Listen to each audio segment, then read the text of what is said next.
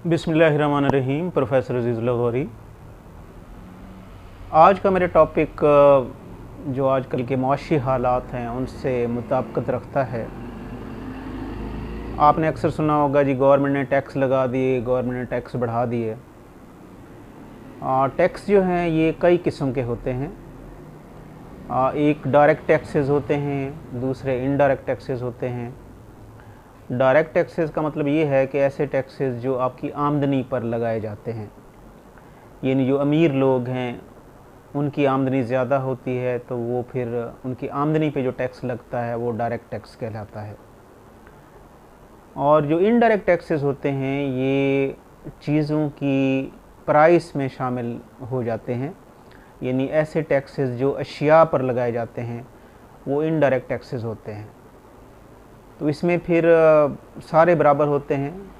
अमीर आदमी अगर वो चीज़ ख़रीदता है तो वो भी टैक्स अदा करता है, और गरीब आदमी अगर वो चीज़ ख़रीदता है तो वो भी उतना ही टैक्स अदा करता है जितना एक अमीर आदमी ख़रीदने पर अदा करता है। इसकी मिसाल सुन लें। इसकी मिसाल इस तरीके से है कि अगर गवर्नमेंट इनडायरेक्ट टैक्स बढ़ा देती है, मैं एक मिसाल दे रहा हूँ। अगर मिसाल के तौर पर पेप्सी कोला जो है उसकी कीमत अगर बढ़ जाती है तो अमीर आदमी भी उतने पे करेगा जितना गरीब आदमी पे करेगा। इसी तरीके से अगर एयर कंडीशन हैं या मिसाल के तौर पर रेफ्रिजरेटर हैं, गाड़ियां हैं, उन पर टैक्स लगते हैं तो जो आदमी ख़रीदेगा वो उतना टैक्स पे करेगा। यानी ये है कि इसमें कोई डिफरेंस नहीं होता, ना अमीर का ना गरीब का। तो गवर्नमेंट की आमदनी जो ज़्यादा होती है वो इनडायरेक्ट टैक्सेस से होती है, क्योंकि इनडायरेक्ट टैक्सेस में जब कोई चीज़ ख़रीदता है तो ये नहीं पूछा जाता कि आप अमीर हैं या गरीब हैं। जो आदमी भी वो चीज़ ख़रीदेगा वो उस पे टैक्स अदा करेगा। तो टैक्सेस जब गवर्नमेंट लेती है तो फिर ये गवर्नमेंट की रिस्पॉन्सिबिलिटी होती है कि अपने मुल्क के लोगों को तमाम फैसिलिटीज़ भी प्रोवाइड करे।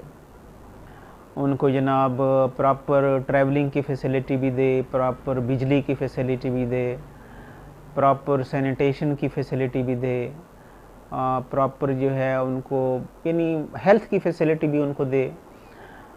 लेकिन पाकिस्तान में बड़े अफसोस के साथ कहना पड़ता है कि गवर्नमेंट टैक्सेस तो लेती है, लेकिन वो फैसिलिटीज़ नहीं दी जाती जिनकी पब्लिक जो है या आवाम जो है वो तवक्को रखती है। और पाकिस्तानी आवाम जो हैं ये यकीन माने कि ये कुर्बानी का बकरा हैं बेचारे, और हर दौर में इन्होंने कुर्बानियाँ दी हैं। कभी कर्ज़ उतारो मुल्क संवारो के नाम पर, कभी डैम बनाने के नाम पर, मुख्तलिफ़ दौर में मुख्तलिफ़ हवालों से इनसे डोनेशन लिए गए हैं, इनसे टैक्सेस लिए गए हैं, लेकिन इनकी उम्मीदें जो थीं वो पूरी नहीं हुई। यानी इनकी उम्मीद थी कि जो महंगाई है वो कम होगी, इनकी उम्मीद थी कि लोड शेडिंग कम होगी, इनकी उम्मीद थी कि जो पेट्रोल के रेट हैं वो कम होंगे। लेकिन जूँ-जूँ दौर गुज़रता जा रहा है महंगाई ज़्यादा से ज़्यादा होती जा रही है, और जो सहूलतें हैं वो कम से कम होती जा रही हैं। हर हुकूमत दावा तो करती है कि हमने आपको ज़्यादा फैसिलिटीज़ दी हैं, लेकिन हर आने वाला दौर जो है वो पिछला दौर उससे बेहतर लगता है। तो मेरी हुकाम बाला से गुजारिश है कि अगर आप आवाम से टैक्स लेते हैं तो उनको आप कम से कम वो फैसिलिटीज़ भी प्रोवाइड करें जो तरक्की याफ्ता ममालिक की गवर्नमेंट्स जो हैं वो प्रोवाइड करती हैं।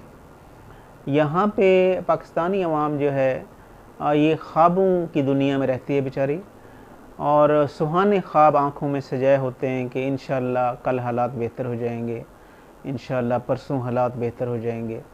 लेकिन हालात बेहतर होने की बजाय हालात दिन ब दिन जो है वो बद से बदतर होते जा रहे हैं। अब इसमें जो आने वाली गवर्नमेंट है वो पिछली गवर्नमेंट पर इल्ज़ाम लगाती है, और पिछली गवर्नमेंट जो है वो उससे पिछली गवर्नमेंट पर इल्ज़ाम लगाती है, और ये जो खेल है वो जारी है जब से पाकिस्तान बना है। हर गवर्नमेंट सारे का सारा मलबा पिछली गवर्नमेंट पर डालती है। तो अल्लाह ताला पाकिस्तान के हालात पर रहम करे। और हर वक्त यही डरावा दिया जाता है कि बस जी मुल्क जो है अल्लाह ना करे दिवालिया होने वाला था तो हमने बचा लिया, मुल्क जो है कंगाल था इसको हमने लिया है, तो ये हमारी मेहरबानी है।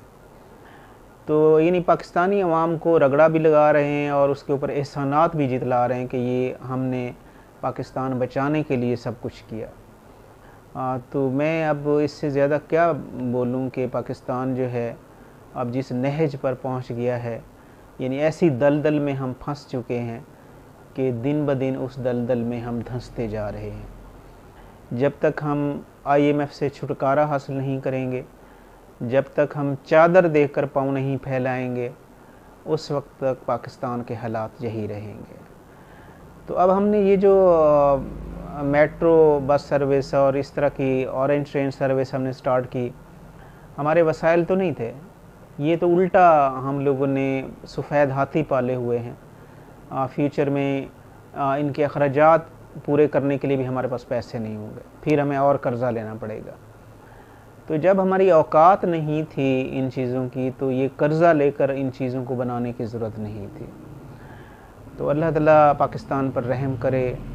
पाकिस्तानी अवाम से ये दरख्वास्त है कि खुदा के लिए मुल्क का हम लोग तो साथ दे रहे हैं, यानी पब्लिक साथ दे रही है, अल्लाह ताला कोई ग़ैबी इमदाद करे, अल्लाह ताला कोई ऐसे हुक्मरान लेकर आए कि जो पाकिस्तान के साथ वाकई सिंसियर हों। दावा तो सारे करते हैं लेकिन सिंसियर जो है वो बहुत कम लोग होते हैं।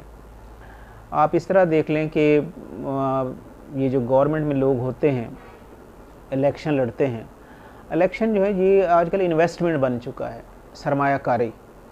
यानी इलेक्शन पे ख़र्चा कितना हुआ, मैं फ़र्ज़ कर रहा हूँ 50 लाख, कमाया कितना 50 करोड़, तो दिस इज़ द इन्वेस्टमेंट। तो अब इस इन्वेस्टमेंट को ख़त्म होना चाहिए, उन लोगों को आना चाहिए मैदान में जो लोगों की खिदमत करें, इन्वेस्टमेंट के पॉइंट ऑफ व्यू से ना आए बल्कि लोगों की खिदमत के पॉइंट ऑफ व्यू से आए। अल्लाह ताला पाकिस्तान का हामी और नासिर हो। आमीन सुम्मा आमीन।